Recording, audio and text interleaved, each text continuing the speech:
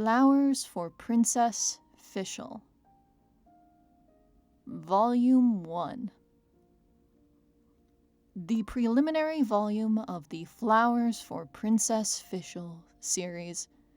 This work originally came in a violet and black wooden box as a limited edition gift, but many hardcore fans of the series who wanted to collect the whole saga were enraged by the great amount of content versus the small number of copies printed.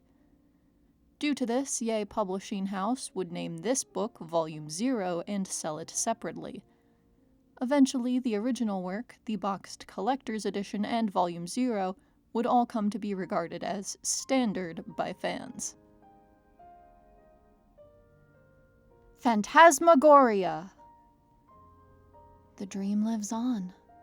Such words surely must appear the midst of every tale, and they are largely the words of the Kaiserin of the Sommernachtgarten.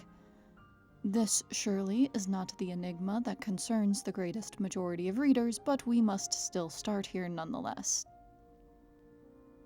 Osvaldo Rafnavens, the mighty lord of the Nachtraben.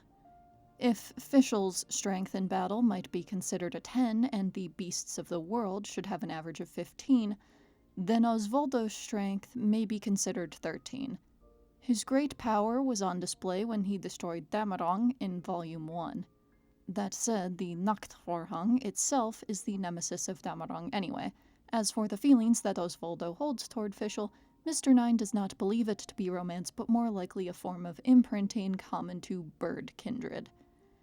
Editor-in-Chief's note: regardless of what the author says, dear readers, you are free to interpret the personal relationships of the characters from Sommernachtgarten however you like.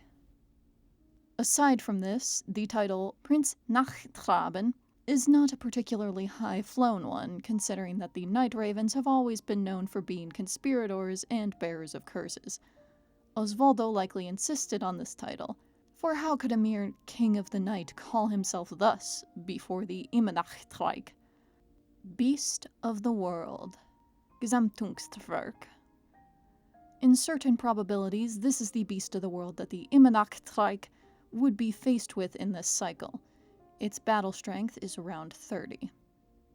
In a distant causality, if the philosopher Zarathustra was not chosen, then the opera writer would have gained victory in the contest over the will of the world.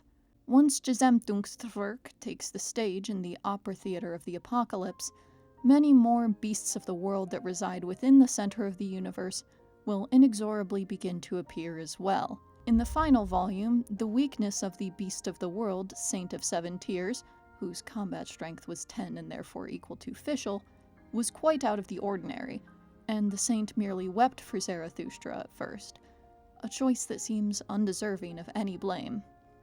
Both Zarathustra and the musician exist to give praise unto the Prinzessin der Verurteilung. One proclaims the agony she suffers in her heart, while the other proclaims the grandeur of her travails.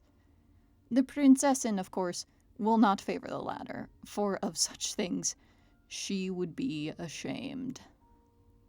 Sommernachtgarten. It is said that those who are highly skilled in the magical arts will possess their own unique domains of consciousness. Their loves, hatreds, yearnings, jealousies, adherence, and passions of the soul will be stored here. In the fictional tales of other novels, the space is called Summerland. The Sommernachtgarten of the Prinzessin is something in this vein. That this concept was never well explored in the end remains quite the pity. The suspected eternal return. Quite a few of the finer points of the tale have caused people to wonder if the Kaiserin of Sommernachtgarten once experienced all that Fischl has. Fischl's father is undoubtedly not a mere shade. He is majestic and mighty and helps Fischl to dispel her confusions. As for Fischl's mother, the Kaiserin, her actions and deeds show her to have quite an interesting character indeed, but she will only speak one line, which is, as was noted earlier in this text, the dream lives on. In the final volume, Fischl's mother has already faded away, and so this volume naturally did not have this preceding line. But as the universe entered its denouement and all things within it flowed to the Sommernachtgarten, she spoke another line of enigmatic intent. Find meaning somewhere. The night deepens. Find meaning somewhere. The night deepens, but the dream lives on. Dear readers, I hope that you will all find happiness in the world where the sun still rises each day. Collection of questions and answers. Dear Mr. Nine, may I ask what the relationship between the Celestial Emperor's Daughter and Legend of the Shattered Halberd and Fischl von Luftschloss Narfidort is?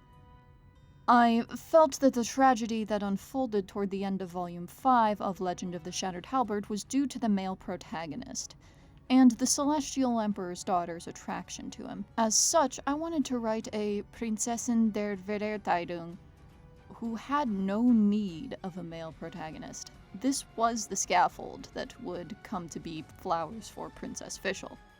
Eventually, though, I did write the 6th volume of Halberd, which rescued the ending. There was probably some cross-pollination in the process of writing 2 series at the same time, but I was personally quite pleased with the result.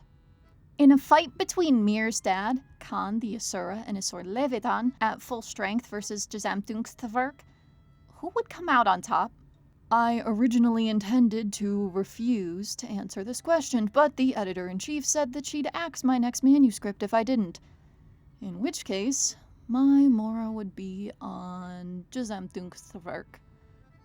Mr. Nine, you mentioned in Farewell, Frau Welt, that you were suffering from hair loss. Are you doing better now? Could the A publishing house not accept this sort of question, and do people actually read what gets added in these new editions? Editor-in-chief's note, oh, but the readers are very concerned about you. And yes, they are also very concerned with the purchase of new editions.